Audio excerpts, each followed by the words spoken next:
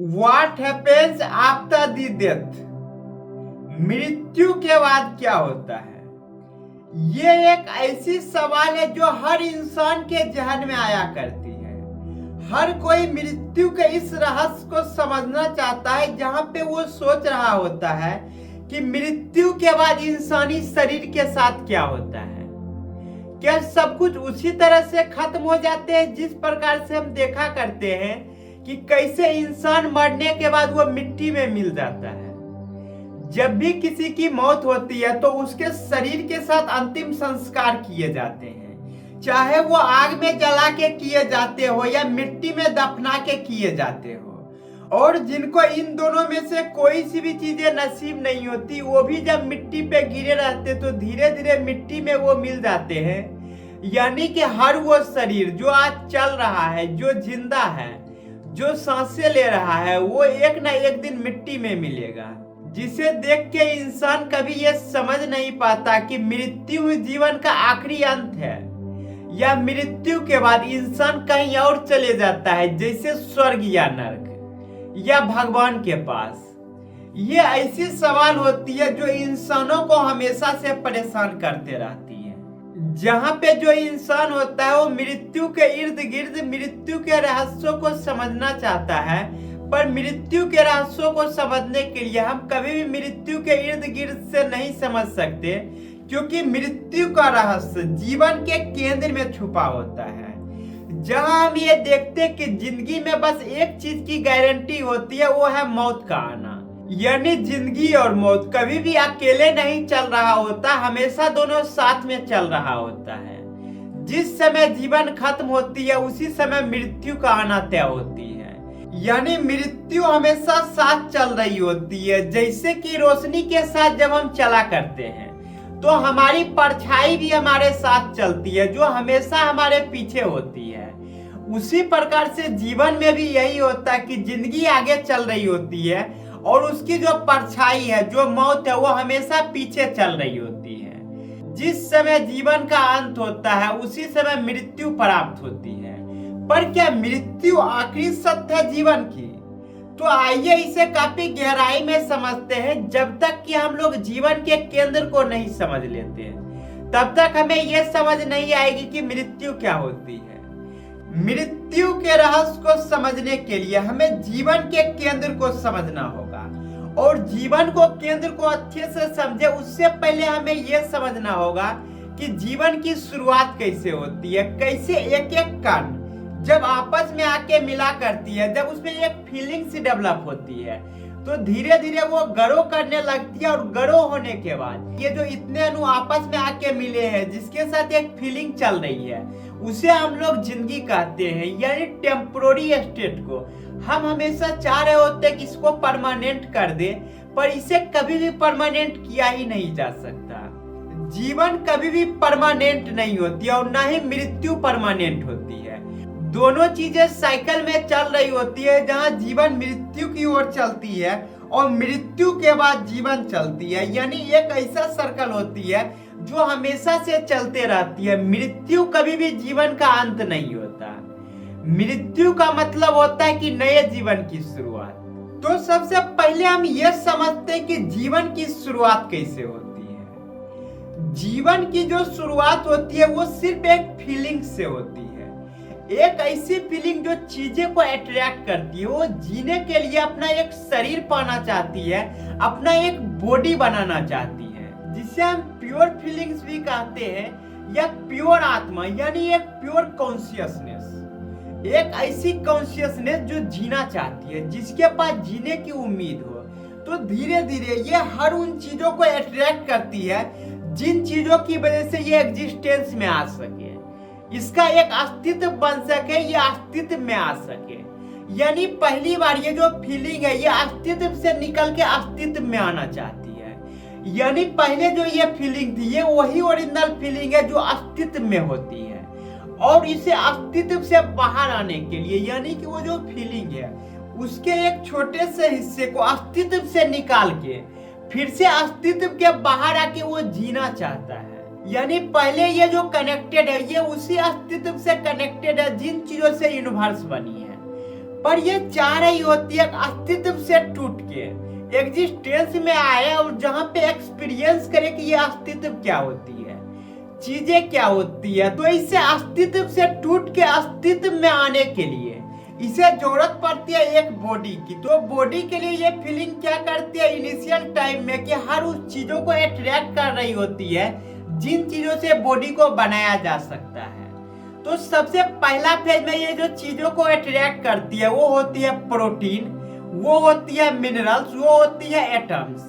जब इतने सारे मिनरल्स को, इतने सारे एटम्स को, इतने सारे प्रोटीन को आपस में जोड़ के रखती है और जोड़ने के क्रम में इसका जो एक इंफॉर्मेशन का लिस्ट बनती है या अरेंजमेंट का जो सीट बनती है उसे ये डीएनए के फॉर्म में उसी में स्टोर करके रखती है। और जब ये संरचना पूरी तरह से कंप्लीट हो जाती है तो इसी संरचना को स्पर्म कहते हैं, जहां पे होता यह है कि पहली बार उस फीलिंग ने अपने आप को इतना डेवलप कर लिया कि वो प्री बिगिनिंग लाइफ तक पहुंच गया, यानी कि अब जीवन की शुरुआत करने से कुछ ही कदम दूर है।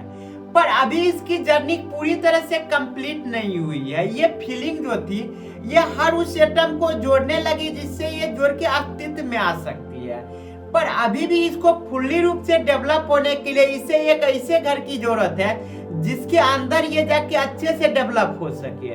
तो यहाँ पे क्या होती है कि इसको जरूरत पड़ती है एक अंडाशय की, जो कि स्त्री के गर्भ में जब ये स्पर्म पहुंच जाता है तो वहां पे अपने आप को फिर से वही प्रोसेस में दोहरा रहा होता है जहाँ पे जीवन में आने के लिए जो जो इसको न्यूट्रिएंट की जरूरत पड़ती है, जो जो एटम्स की जरूरत पड़ती है, जो जो प्रोटीन की जरूरत पड़ती है, हर एक चीज को ये अपने में जोड़ते रहती है। यानी एक एक कण को जोड़ के ये धीरे धीरे बॉडी को बना रही होती है, जहाँ पे जो हर एक कण होती है अगर उसको इंडिविजुअल स्टेट में देखा जाए तो वो सारे के सारे नॉन लिविंग थिंग्स होते हैं, यानी उनमें जान नहीं होती।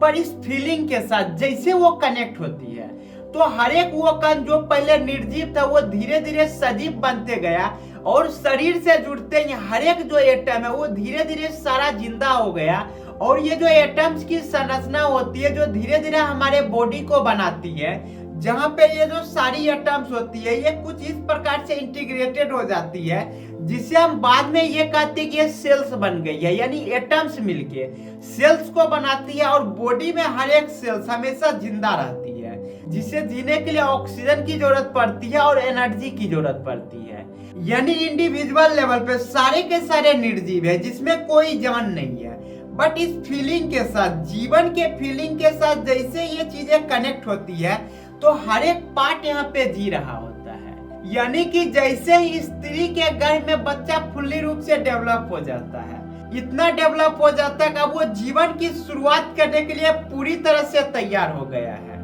आगे इसको अगर डेवलप करना है तो अब इसे माँ के गर्भ से निकलना होगा और बाहर आके वही प्रोसेस को दोहराना होगा।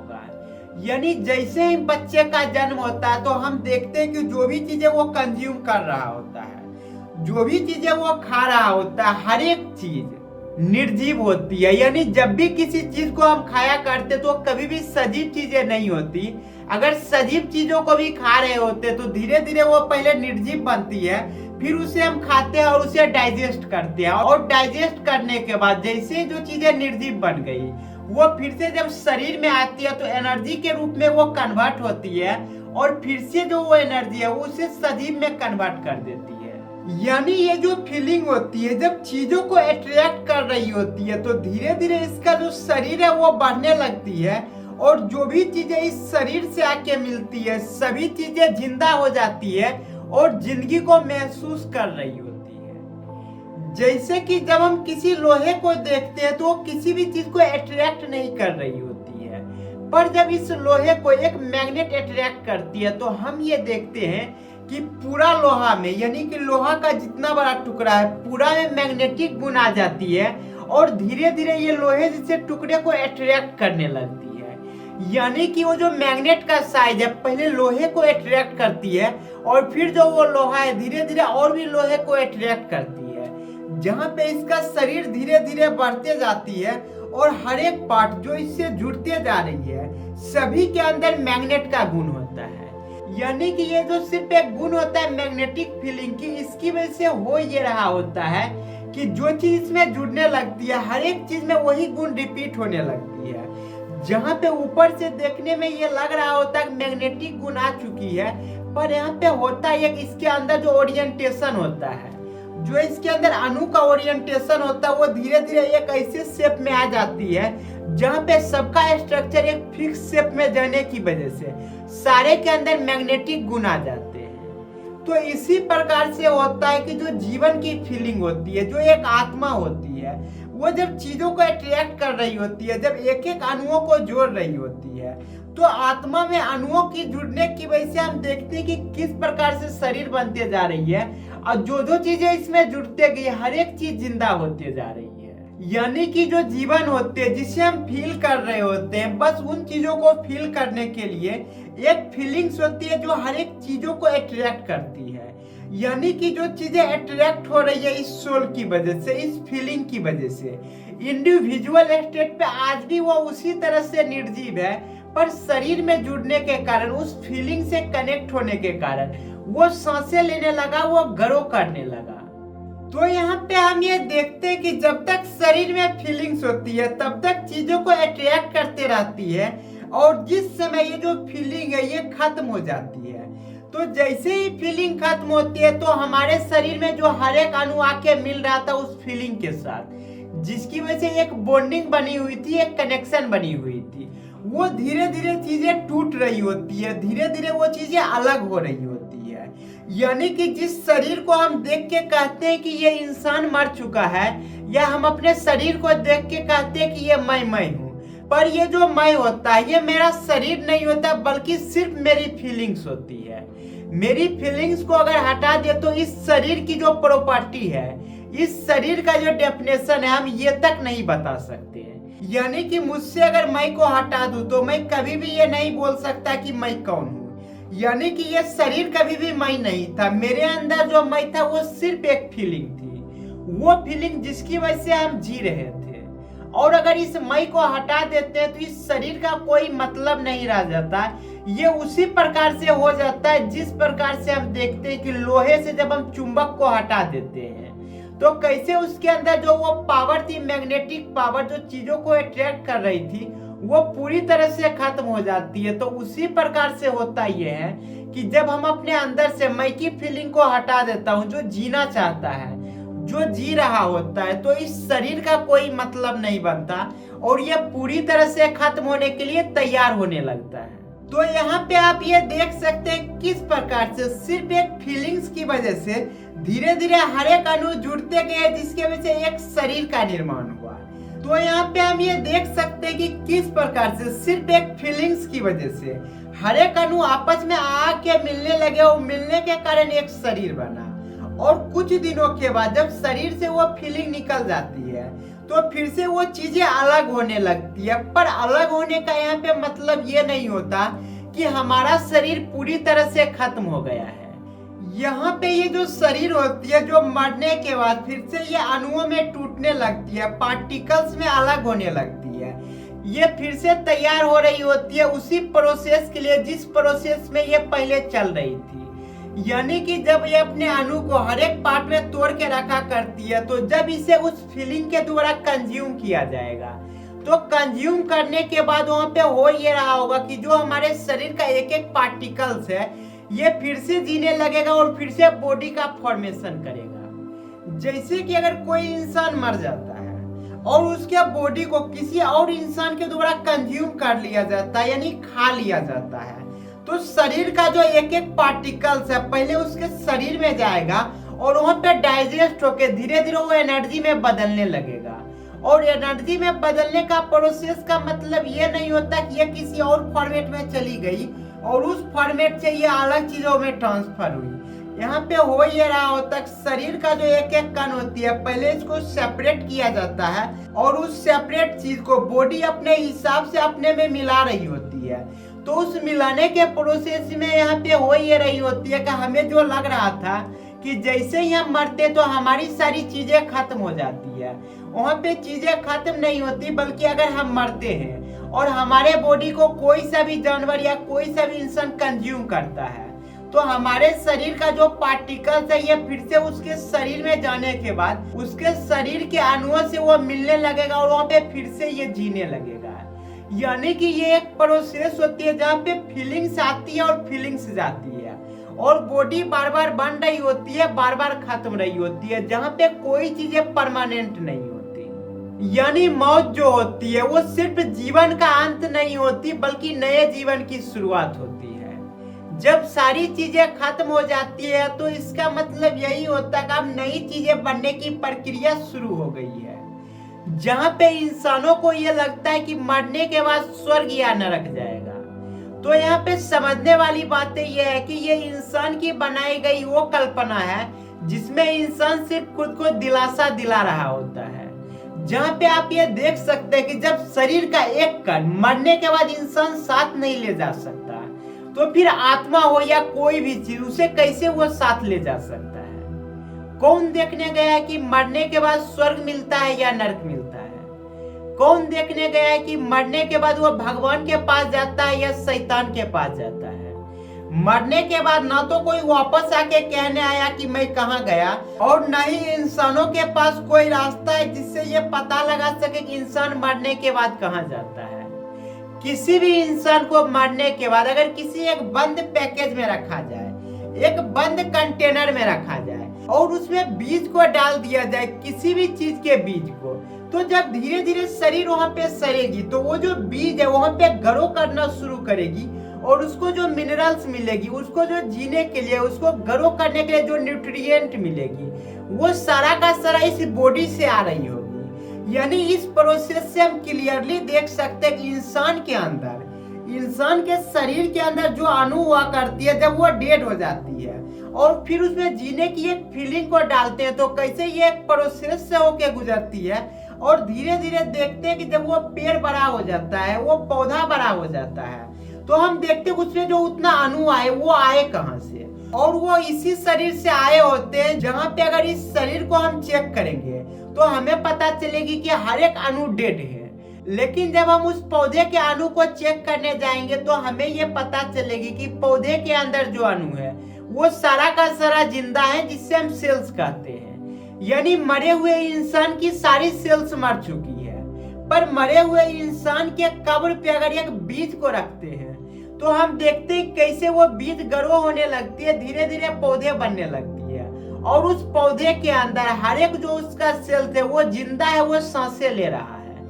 यानी मौत जो होती है सिर्फ एक ट्रांसफॉर्मेशन होती है जहाँ पे बॉडी का शेप बदल रहा होता है, चीजें बदल रही होती है, वहां पे कोई भी चीज का अंत नहीं होता। जैसे कि जब हम ये डायरी को देखते हैं तो हम देखते हैं कितने पन्ने हैं इसमें, और इस अरेंजमेंट को जब हम देखते हैं तो हम ये बोलते हैं कि डायरी है, पर इसको हम क्या करेंगे, इसका पूरा शेप डिफॉर्म कर देंगे और डिफॉर्म करने के बाद एक इसको हम पोस्टर की तरह बना के इसमें कोई सा भी फोटो बना देंगे या इस कागज की मदद से एक प्रतिमा को बना देंगे, तो उस चीज को देख के कोई भी ये नहीं कह सकता कि ये डायरी थी। तो ये ट्रांसफॉर्मेशन का जो प्रोसेस होती है इसे देख के इंसान इसे मृत्यु कहने लगा और इंसानों को ये लगने लगा कि मृत्यु जीवन का आखिरी सच है। पर मृत्यु कभी भी जीवन का आखिरी सच नहीं होता, बल्कि मृत्यु एक ट्रांसफॉर्मेशन होती है जहाँ पे चीजें ट्रांसफॉर्म हो रही होती है, एक चीज से दूसरी चीजें बन रही होती है और दूसरी चीज से तीसरी चीजें बन रही होती है। तो यहाँ तक में हमने ये देखा कि कैसे जब फीलिंग के साथ चीजें अट्रैक्ट होती है तो एक बॉडी बनने लगती है और वो बॉडी धीरे धीरे सांसें लेने लगती है और जीने लगती है, और फिर जैसे ये फीलिंग खत्म होती है तो धीरे धीरे जितने भी पार्टिकल से ये बॉडी बनी है सारे पार्टिकल्स अलग हो रही होती है, और अलग होने के बाद ये फिर से तैयार हो जाती है उस फीलिंग से कनेक्ट होने के लिए जहाँ पे ये फिर से अपने आप को जिंदा कर सके। यानी कि हमेशा एक साइकिल में चला करती है, कोई तीसरी चीजें नहीं होती। यानी शरीर बन रही होती है, शरीर बदल रही होती है, पर ये कभी भी खत्म नहीं होती।